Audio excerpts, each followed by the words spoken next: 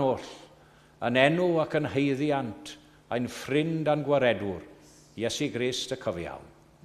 Amen.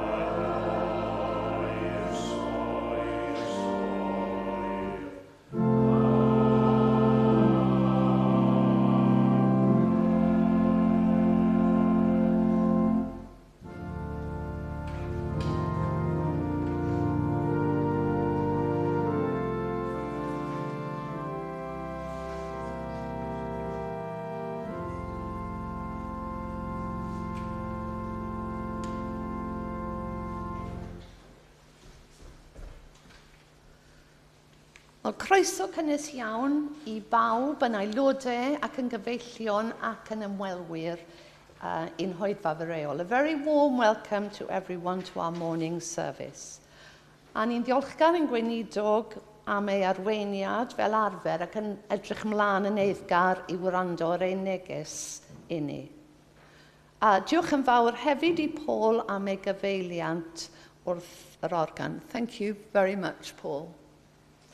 Bydd cyfarfod blynyddol yr eglwys, sef cwrdd eglwys, I aelodau ar ôl yr oedfa hon. There'll be an annual general meeting for church members immediately after this morning's service.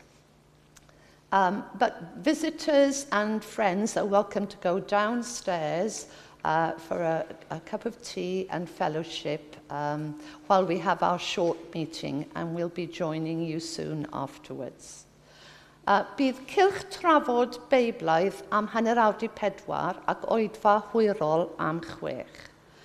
Sul nesaf bydd yn gweinidog wrth y lliw yn yr oedfa gymyn yn y bore ac am 6 bydd rehearsal ar gyfer cymanfa ganu'r cofio gyda chroeso I bawb. After next Sunday's 6 o'clock rehearsal for the gymanfa, the singers will no doubt be pleased that the Chapel Curry Club will dine at a local favourite haunt, to be decided. Fel arfer, dydd Mercher ym hanner dydd, bydd oedfa fer anffurfiol yn y neuadd islaw gyda the I ddilyn. Fel chi'n gweld wrth eich rhaglen, cynhelir cymanfa ganu Westminster yn y capel ar nos Sul Tachwedd y 10 gyda Tristan Lewis yn arweinydd y gân. Ar y nos Sadwrn cyn y gymanfa, sef Tachwedd y 12 am hanner awr 7, bydd côr cymysg Dyffryn Conwy a Chymdeithas Goral yr Wyddgrug yn perfformio'r creiad yma dan arweinyddiaeth Tristan Lewis. A bydd y tocynnau'n 15 pint ar gael wrth y drws. So that's November the 12th at 7:30, a concert by Cwr Cymysg Dyffryn Conwy and Cymdeithas Goral yr Wyddgrug. So that's the night before the Gymanfa. Tickets are £15 on the door. Bydd y côr yn cefnogi ni'n Gymanfa, gobeithio gall rhai ohono ni I cefnogi nhw yn eu cyngerdd nhw ar y nos Sadwrn. Mae rhaid I fi nawr gyhoeddi tair angladd, felly bydd angladd Mr John Mervyn Jones fory am 2:00 yn amlosgfa Woking. And for those unable to attend the funeral tomorrow, there's a video link which has been sent to us via email by Rob. And if you haven't received it, please let me know. Bydd angladd Miss Sue Morgan ar Dachwedd yr 11, November the 11th, am 20 munud I 3 yn amlosgfa Mortlake. A cofiwn hefyd am Mrs May Marshall, sy'n un o gyndiaconied Eglwys King's Cross, a symudodd I aelodaeth I Eglwys Cockfoster yn Hwyrach pan symudodd I ei chartref. Bydd ei hangladd hi yn amlosgfa New Southgate am 11 a gwasanaeth preifat i'r teulu'n unig. Ac am hanner dydd yn Eglwys y Drindod, gyda lluniaeth I ddilyn yn y neuadd. Wythnos I heno, ar y 6 o Dachwedd, bydd Cymanfa Ganu ddathlu Tabernacl Treforys ar S4C ar dechrau canmol, a chi'n gwybod pwy sy'n arwen y gymanfa honno. So bydd Rob wrth y lliw yn y gymanfa fawreddog honno wythnos I heno. Dwi'n yn siŵr faint o'r gloch, ond wythnos I heno. Cynawr fe ddawn nhw amgylch I dderbyn eich roddion.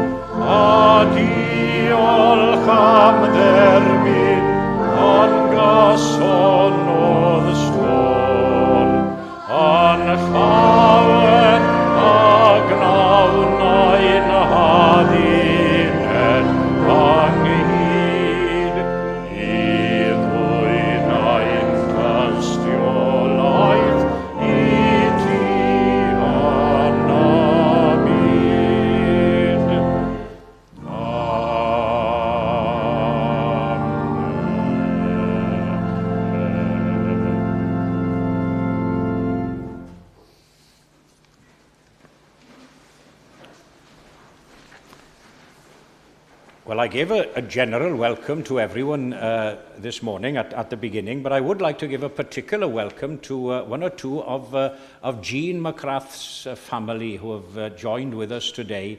If you remember, a few weeks ago, we held a funeral service here for Jean, and it was an honour to take part in that, and it's lovely to see a few members of her family with us today. And we think of you, especially in your loss, your recent loss of Jean. And as was announced, we've experienced great loss recently, haven't we? Within a matter of a few weeks of each other, losing two. As I say, every member is important, of course, but two that played such a public role, as it were, as church secretaries here at Castle Street and Eglwys Gymraeg, Canol Llundain. And I'm sure we think this morning as well, particularly about Marian, as she, of course, faces tomorrow, and also to Chris, as he will face a week on Wednesday. So we think of those, and all, of course, all who grieve and are bereaved. Dwi'n dweud yn aml, mae yna ryw ofid neu ryw alar yn llethu ryw rai bob awr o bob dydd, yn dos? Ac i ni meddwl amdanyn nhw yn ein gweddiau. Felly, gyda'r ychydig na o eiriau fe, un o ni i ganu gyda'n gilydd, rhif y chweched, number 6, Aberafon. Ysbryd glân, golomen nef, gwrando'n rasol ar ein llef. Eithom yn wywedig iawn, disgyn yn dy ddwyfol ddawn. Ysbryd glân, golomen nef, cod ni ar dadau'n gref. Nes yr awn ni uwch y byd, mewn sancteiddiol, nefol fryd. Rhif 6.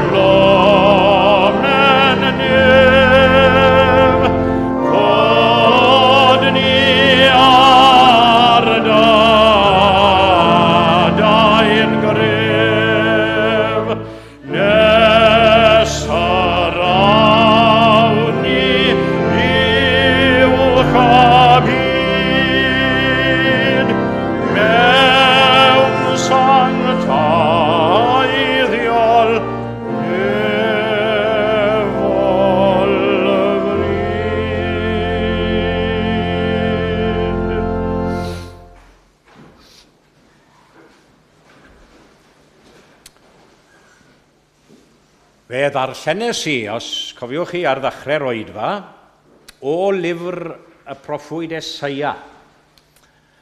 Ond dwi ddim am aros gydag Eseia ar gyfer y bregaeth, dwi am droi at un o broffwydi eraill yr Hen Testament ar gyfer ein testun ni y bore yma.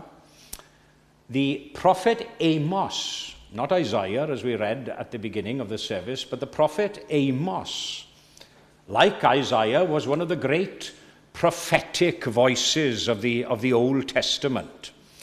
Now, his book isn't as large or as long as Isaiah's, and I must admit, he is associated with a lot of doom and gloom. But don't worry, I'm not going to be staying with that this morning too much.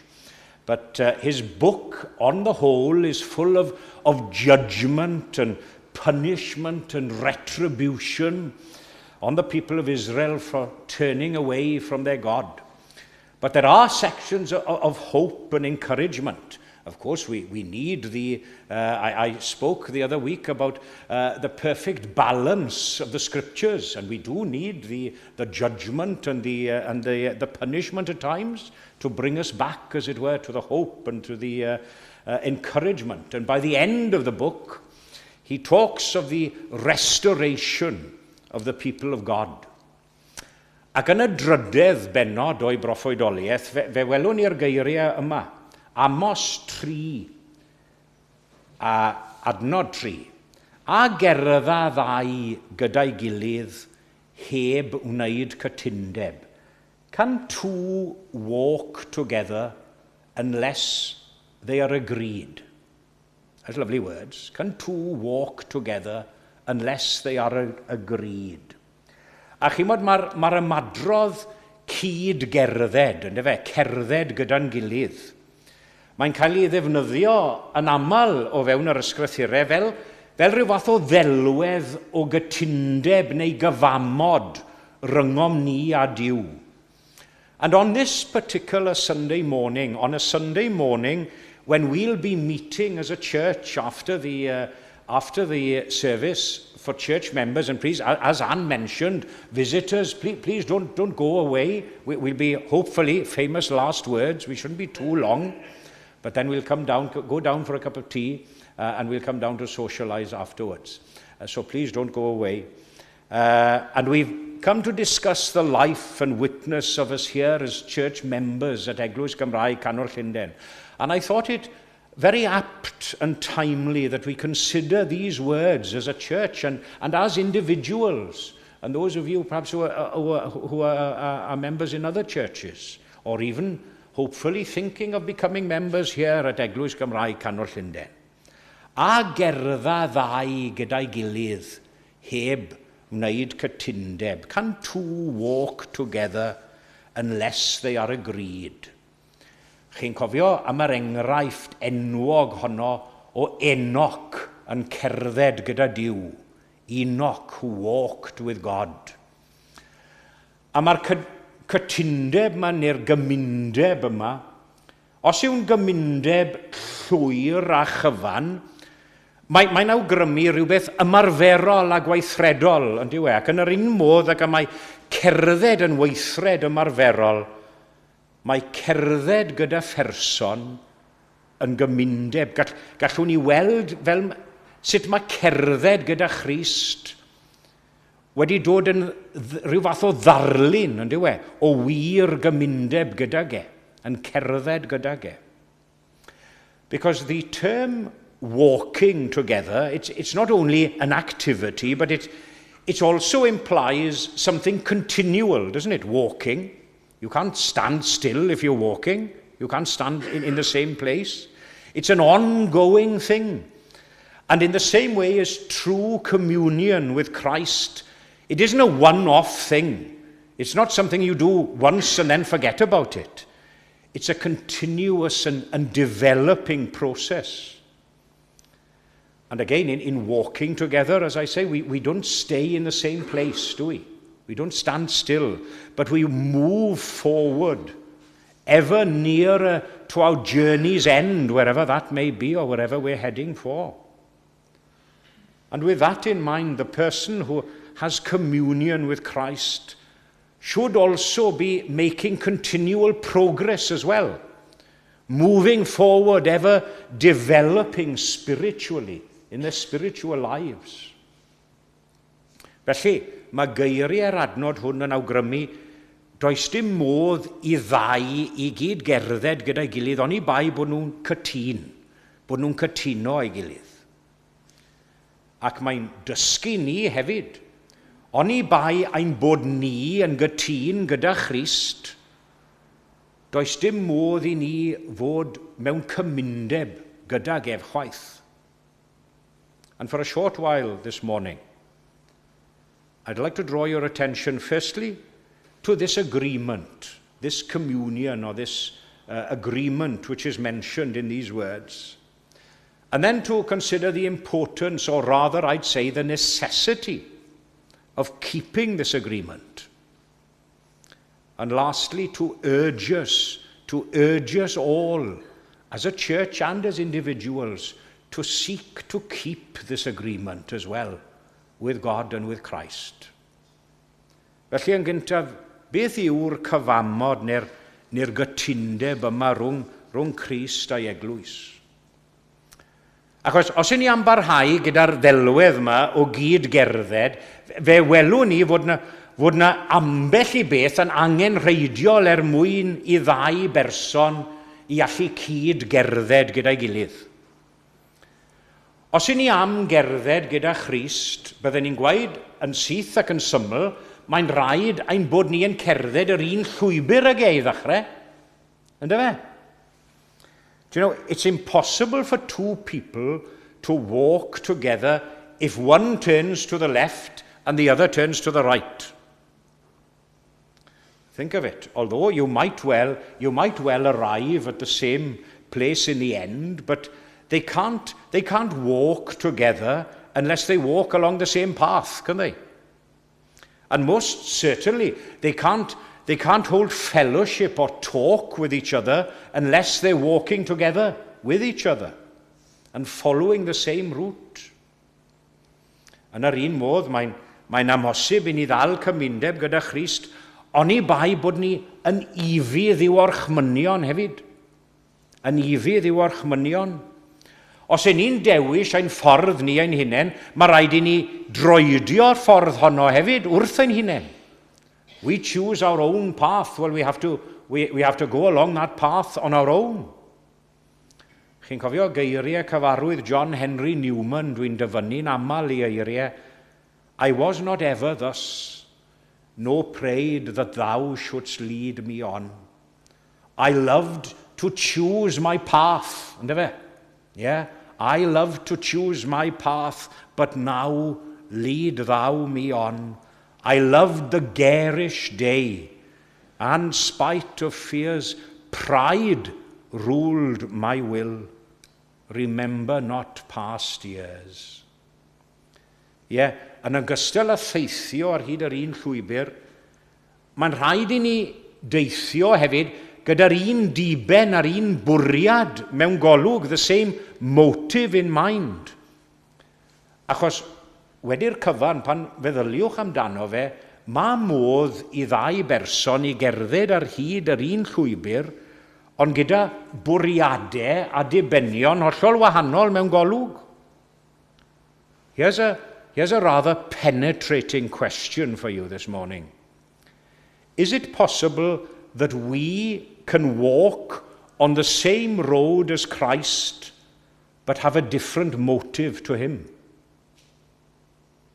Well, I can tell you some have certainly done so in the past, or at least have professed to be walking the same way as Christ, but they've done it for selfish or self-gratifying or self-centered reasons. I bwy y perthyn mawl yn efe, nid i ni o arglwydd, ond i'th enw mawr dy hun y dod o goniant. Again, two may walk the same road, they may walk with the same purpose, but unless they're travelling in the same sort of pace, they won't be able to commune with each other. Hynny yw, nid o reidrwydd nid o reidrwydd bod rhaid I bawb I gerdded yn unffurf. We certainly may have different opinions. I'm not saying that. Don't think for a minute that we say we should all agree on everything. Dear me, no. We don't have to agree on everything in the same way. Because nobody really walks at the same pace, do they? Mae rai yn rithro ymlaen. Mae rai yn hollol fodlon I gerdded yn araf. Yeah? Some, really, you could say to some, slow down, I can't keep up. There's a place for everyone to walk with Christ. Doesn't matter if you're a quick walker or a slow walker. Mae lle I bawb. Lle I bawb I gerdded gyda Christ. Achos dwi ddim yn credu am eiliad bod Iesu yn mesur ein cyflymdra ni, ond yn hytrach yn mesur ein hymroddiad ni, ein dyfal barhad, ein hawydd ni, ein ewyllus, ein dyhead ni i'w ddilyn a'i wasanaethu.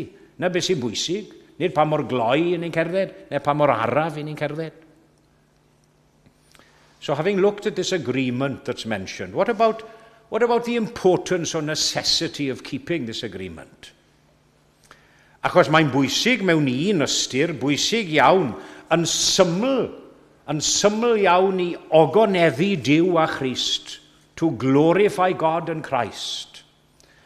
Cofiwch chi bod Iesu Grist yn cadw cwmni pobl dda. Nawr, hynny yw, gai egluro hynny, mae'n ymweld â phobl ddrwg, ydy, ond dyn nhw ddim yn aros yn ddrwg os ydyn nhw'n dewis cerdded gydag ef. Na'r pwynt. Yes, Jesus certainly does visit bad people. He kept company with the worst in society. But this is the thing, and the important thing. People who start to walk with Christ don't remain bad. Yeah? They shouldn't remain bad. They become better and good people, hopefully. That's the way it should work. Unless our hearts and souls are in agreement with Christ, unless we are one in motive and aim and will, we can't be in true fellowship and agreement with Him or with each other either. And as I mentioned earlier, that doesn't mean that we all have to agree and see eye to eye on everything. We can differ in opinion, we can difference in theological and doctrinal matters. That certainly happened in the past and will in the future. But we can still be one with each other in Christ. Brothers in Christ, brothers and sisters in Christ. Mae un reswm arall dros bwysigrwydd neu anghenraid y cytundeb hwn. A mae hynny yn syml ein lles ni ein hunain. For our own good. For our own good. Oni bai ein bod ni mewn cytundeb â Christ, does dim modd I ni dderbyn o'i roddion werthfawr tuag atom ni. The invitation is given to all, as I often say. But some, of course, don't receive or don't accept the invitation. A'i colled enbyd ac enfawr nhw yw hynny, bod nhw ddim yn derbyn y gwahoddiad. Which leads me to my final point this morning, which is to urge us all to seek and to keep this agreement with Christ in order for us to have full communion, as it were, with Him.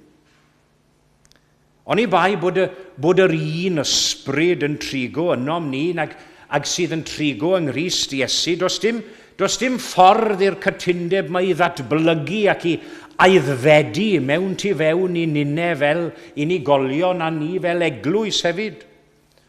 Ysbryd graslon ro I mi fod yn raslon fel tydi. Disgym siarad yn dy iaith. Boed y ddelw ar fy ngwaith, gwna I holl addfwynder foes, ddweud wrth eraill, gwerth y groes. Dyna beth yw ein bwriad ni, a'n diben ni.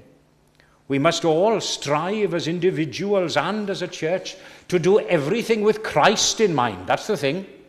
not with ourselves or our own agenda, but with Christ in mind, in view, looking to him not only for direction, but for guidance and support as well. Looking to him in our prayers and our devotions, so that Christ and our souls are in agreement as one, and that we can enjoy true fellowship with him. Dylen ni gyd ymgeisio yn barhaus i wella ein hunain, ynddo fe? Ddim i aros yn yr unfan, ond i wella ein hunain gan dyfu yn y ffydd. Byth yn fodlon ar yr hyn uni, ond ymdrechu mlaen. Chymod, dwi'n meddwl yn aml, dwi wedi gweud hyn mewn ambell i bregaeth, dwi'n meddwl yn aml, oeddi bobl yn gallu dweud amdano i yn bersonol, mod i wedi aeddfedu ac wedi tyfu yn y ffydd i gymaru ar hyn ar o'n i 2, 3, 4 mlynedd yn ôl? Neu ydw i wedi aros yn yr unfan?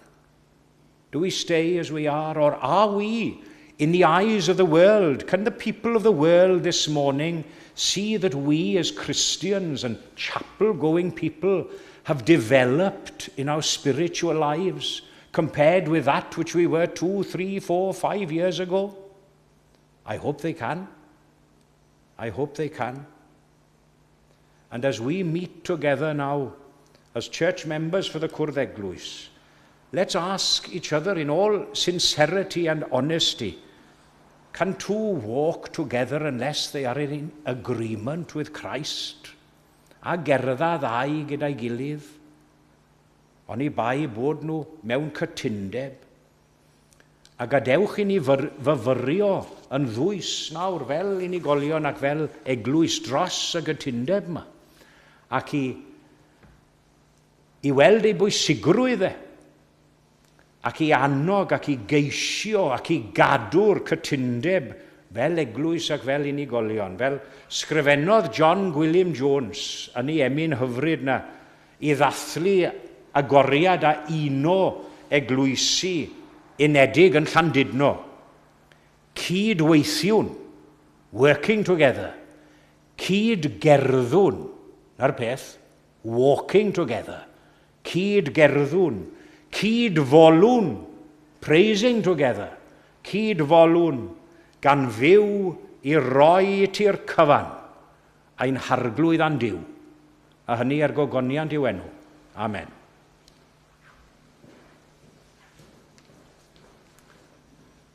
Ac fe unwn ni i ganu gyda'n gilydd.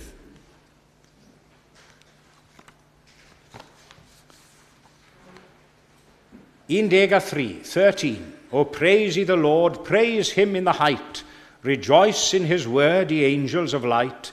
Ye heavens adore him, by whom ye were made, and worship before him, in brightness arrayed. 13. Yeah.